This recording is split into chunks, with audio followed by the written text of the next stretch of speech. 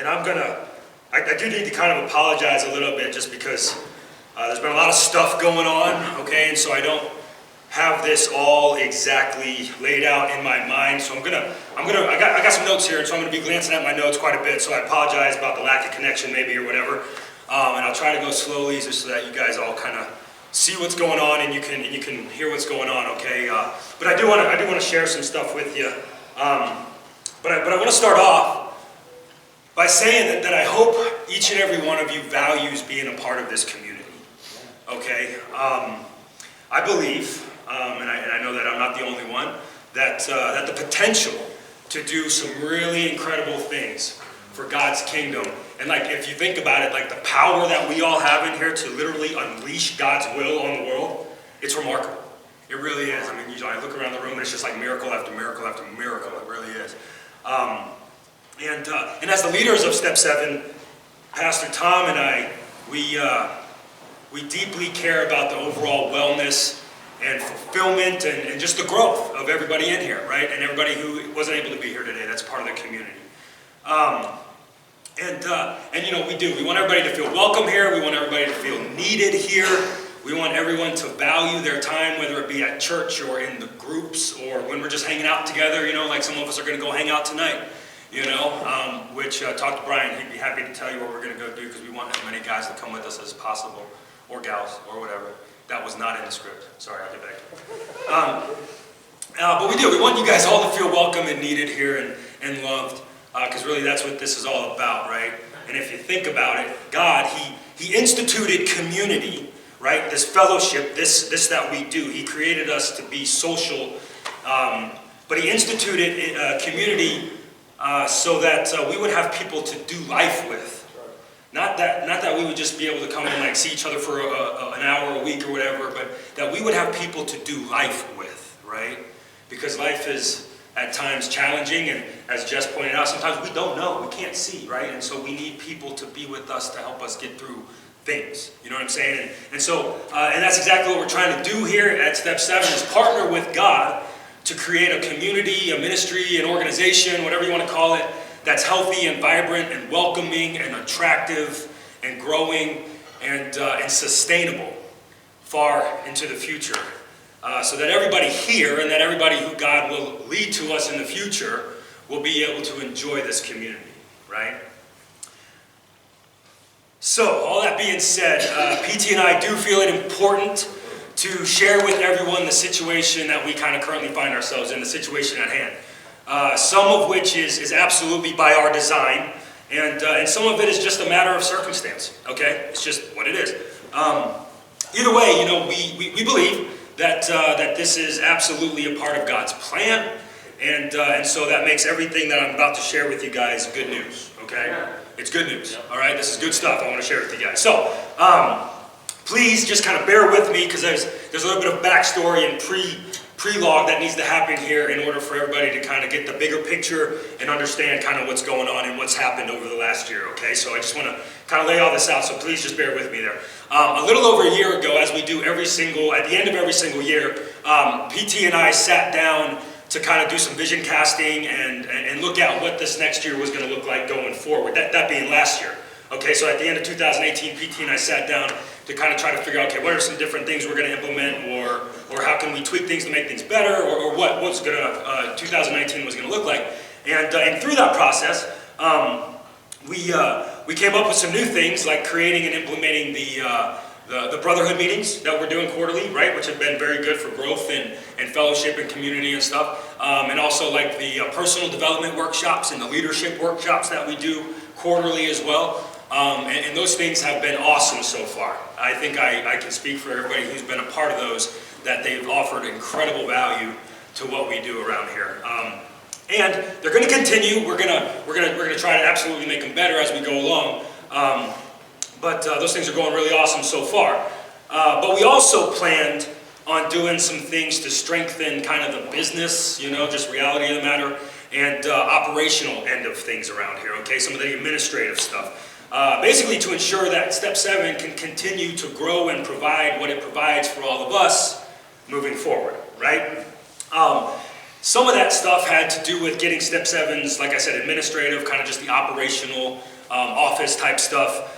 Practices better and stronger and more in line with kind of technological advancements and stuff like that. And then it also involved having a nonprofit board of directors that would be working very hard and efficiently on all of our behalf. Okay, that could help us grow financially through whether it be marketing and outreach or fundraising, or just connecting us and creating partnerships with other businesses and nonprofits and organizations and stuff like that. And then also PT and I, we planned on doing some outreach as far as going to like the treatment centers, going to the different correctional facilities, going to different government agencies, churches, hospitals, things like that, which we've done in the past, but it's really important that we maintain those relationships, you know what I mean, that we keep ourselves fresh in their minds and in the way that they do things. And so we were going to do that stuff just to make sure that the word continues to get out there about the incredible work that we're doing here at Step 7. And then last but not least, we were going to begin to put together a strong succession plan, okay, that will protect all of you and this ministry, this community, regardless of who's in charge or leading or pastoring or whatever that looks like, okay? Because the bottom line, you guys, is that PT and I are not going to be around forever, all right? Now, that being said, I just want everybody to kind of chill out a little bit, all right? We don't plan on going anywhere anytime soon, okay? It's all good. That's not what this is about at all. I just want you guys to realize kind of what our plan, what last year was supposed to look like, right? So that was the plan. And then we found out that PT got cancer, okay? And basically out of necessity and just in instinct and survival mode, basically, PT's focus became staying alive, right? And my focus had to shift a little bit to being there as much as possible for PT, to minister to him, and as he was going through what he was going through, but also just to continue to do all the things that needed to get done to make sure this ministry ran the way that it has always run, right? Because I didn't want this thing to fall apart, you know what I mean? And so my focus really did shift to just making sure that everything got done, right? And then a short time after that, once I kind of got into the flow of that, and it was like, okay, we're in the flow, everything's good, we're not going to fall apart, we're good. And I was going to kind of shift back to like, okay, these things that we were looking at doing. The state of Colorado decided that, and this I shouldn't, roll my eyes like that because this is definitely a good thing. But the state of Colorado decided that all of our homes needed to get certified. Okay, and some of you guys have seen the work that's been put into this, but not that we had to be certified or had to change anything that we weren't doing right or anything like that, because we've always exceeded these standards. Okay, so I just want everybody to know that. But we did have to write into place a whole, like hundreds of pages of administrative practices and procedures. And this, for me, created hundreds of hours of work, right? And so that's then where I had to start to do, right? Because this stuff had to get done quickly, and it had to get done properly. And it did. It got done, and we're very close to having the home certified right now. We're just kind of waiting for the state to get all their ducks in a row and actually come out and do the certifying, right? But other than that, I mean, I'm going to run around the houses today, do one other little thing. But other than that, we're pretty much there, right? So that's all a really good thing. The certification business, while I'm here, is definitely a good thing, guys. Because we want to have the best sober living homes out there. Amen. Right? And not only that, but we want that because we want to be able to provide in the best way that we can, right, the most conducive environment to the faith and the sobriety of the men living there, right? And that is a big testament to the new house leaders, or the guys who have kind of been doing it this year. I mean, you guys are doing an awesome job. You really are. And it's just the way the guys that are coming into the ministry right now, I mean, you new guys, I'm just so excited to see what God is going to do through you guys, because I can see the desire to be the men that you've always wanted to be is there. And it's just, anyway, I'm getting off track. Awesome stuff, though. So we want to have really good sober living homes, right? I want guys to come to our homes and be like, man, I lived in a sober living home before, and this is so much better. I just had some serious deja vu just now. Crazy. Anyway, So the certification stuff, it's a good thing, right? And all this brings us, right, into the present where we kind of stand right now. So I just want, like I said, make sure that you guys understood the way that last year kind of played out, okay? First of all, PT is still alive, okay?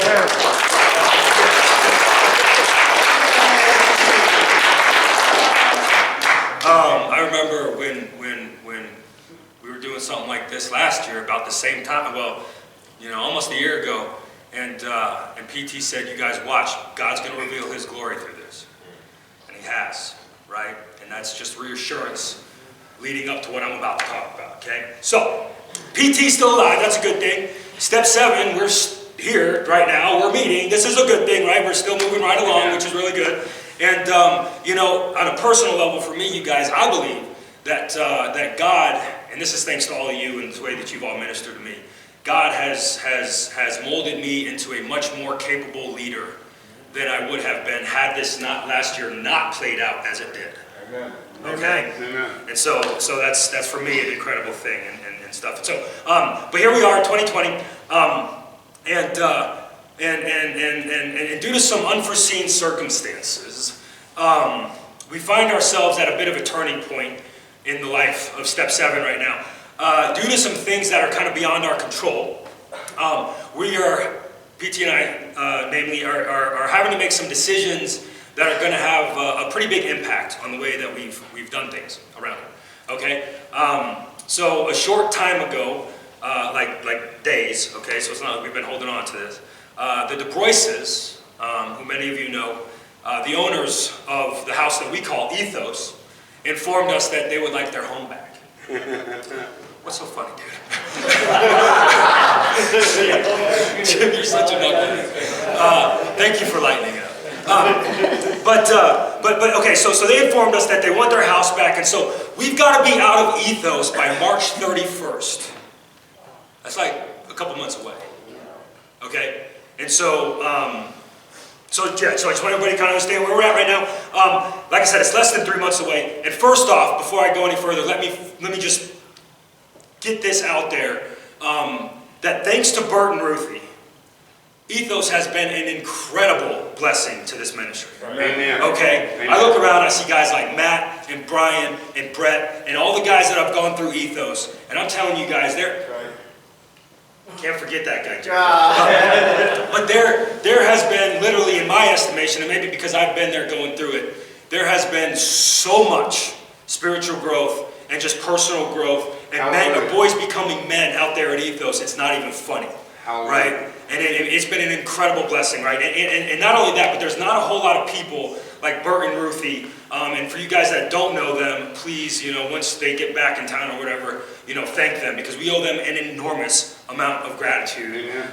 Because there's not a whole lot of people that would sacrifice in the way that they have for this ministry over the years.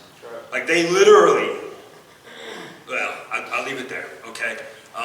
But they have given a lot to make sure that all of us can sit in this room and worship our God in the way that we do. Okay? And so please, just let them know you love them and you thank them. I could not have given what they've given. None of us can. None of us can. Yeah. And I don't want to get into all that, right? But their giving far exceeds anything in this room. Okay? Not to mention that Ruth lived in an RV for 3 years while me and these guys lived in her house. Okay? Like that in itself. I mean, I don't know if you guys ever seen that house, but it's beautiful, right? So anyway, so that's kind of, that's what's going on, right? We do owe them a ton of gratitude. However, these changes are about to happen, right? They're about to happen. So like I said, we're making some pretty big decisions to ensure that we're able to fulfill our mission and our vision moving forward, okay? And as a matter of fact, again, I believe that God is behind this whole thing, because I do believe, and it's taken me a minute to get around to this, but I do appreciate PT and just a couple other guys who have helped me get to this point, to see the light, I guess, in the situation. But I believe that what we're gonna do with God is lead Step 7 down a more sustainable path that's going to prove to be more beneficial in the long run. Okay, I do believe this with all my heart. So all that said, right, the current realities of the situation present us with quite a few challenges. As most of you know, the ministry offices are out there at Ethos, right? It's kind of the headquarters of everything that we do. Everything runs from that house. We have most of our groups, our meetings out there, and we have a lot of fellowship and community events, last year we watched Brett baptize his wife and 2 of his daughters, We have some really, really cool things that that are vital to this community and to all of our growth and fellowship and all that other stuff that have happened out there over the last 3 years. And and not to mention the fact that it's going to be a pretty big job moving all that stuff. That's a plug for your help. Okay.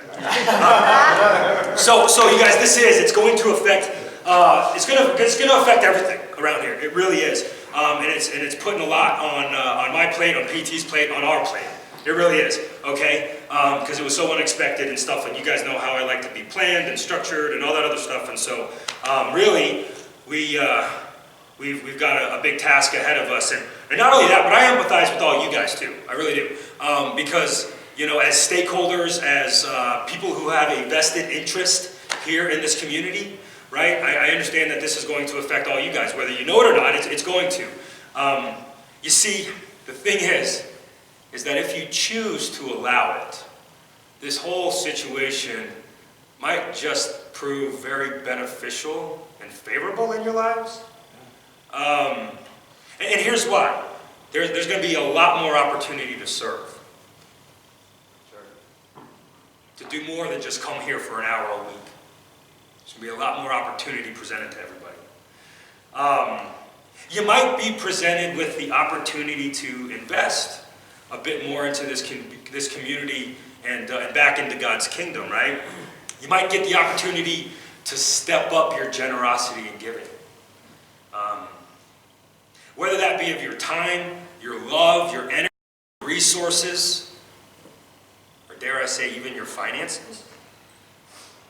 And if you haven't heard in Scripture, Malachi 3:10, if anybody wants to fact check me here, God says to his people to test him in their giving and their tithing and see if he doesn't open up the floodgates of heaven in ways that are not measurable.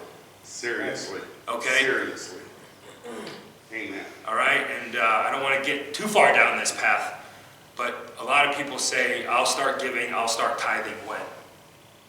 When things get better. And let me present this perspective shift to you. Things will get better if you start giving and tithing.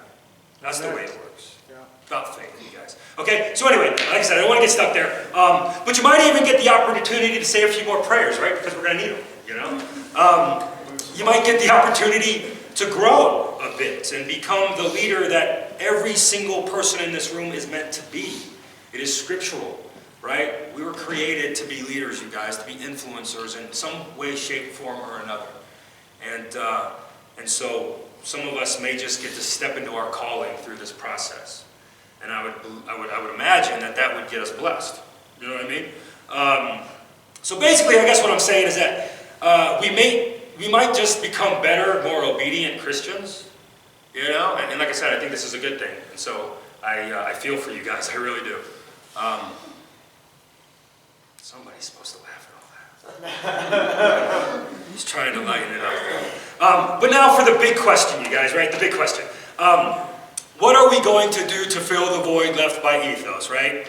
That's, I guess, the question at hand. Well, we're going to need an office space. We're going to need a meeting space. We're going to need a place to have baptisms and holiday parties and all that other stuff, and just community gatherings and things. And so we are actively, right now, looking for another house, okay? We're looking for another house.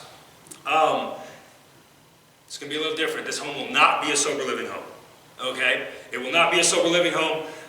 It's going to serve as the ministry offices, as the headquarters, as the meeting place for small groups and other community events and stuff like that. And the thing is, though, because it's not going to be a sober living home with guys there to pay rent, right? That's one thing we've always done. We've created an organization, or God really has created an organization, and especially the way our systems and everything are in place now, is that everything kind of sustains itself, right? It sustains itself, and so we've operated with very little overhead for the entire life of Step 7, okay? Well, for the most part. But now it's going to be a little bit different because literally we are going to step into faith, have faith that God will provide through all of us, right? And our networks and some of the work we're going to put into fundraising and all that other stuff. But we're going to create overhead here because there's not going to be anybody at this house paying rent, okay? It's going to be up to this church to pay the rent at this house, all right? And that's how God's kingdom has worked, you guys. Churches have big buildings that they build and they rent with the money of the people who get benefited inside those churches. That's how it all works, right? That's how it all works. Yep. Okay, and Step 7. Oh man, I'm going to kind of go there, PT. Step 7, you know, we've got a very transient community. I don't know if you guys noticed, right? But that meaning people come here, they get what they think they need, and they're out. Stickability, you guys. Stickability, okay? I mean, I promise you guys, I've never seen anybody's life benefit from leaving this community. That's right. Amen. I have never seen anybody's life get worse by allowing God to keep them within the community and grow within the community. Amen. Please hear that, you guys. It is biblical. Okay? Amen. It is biblical. God has brought every single person into this room, into this community. Those who aren't here, we've got it on video. We're going to share it with them too. They've brought us all here for a reason. To build up the body of Christ. You guys, we do incredible work. Think about, for you guys who are a part of this ministry because you have struggled in the past with, you know, kind of that common thread of drugs and alcohol and stuff like that, right? Think about the damage you did to this world. Think about the gap between the old you and the new you that God is trying to create. Not many churches have such incredible transformation, but we do. And the only way for that to happen more and more and more and more and more is if we make that happen. So, anyway, so we're looking for another house. Like I said, it's not going to be a sober living home. It's going to kind of be the ministry offices, headquarters, things like that. A meeting place for the small groups, the discipleship classes, all that good stuff. And a place to have the gatherings and all. But it's going to create overhead. Meaning, you know, we're going to rely on tithes and donations and like that going out and fundraising, us spreading the word, all that stuff, right? That is necessary. That God even commands us, calls us to do, right? So that we can continue to do what we do, and like I said, through all of you and your networks and just what we're all about, I know that God is going to provide. I know that with all my heart, right? He's proven himself faithful, as we like to say. He bats 1,000%, and he's not going to stop now.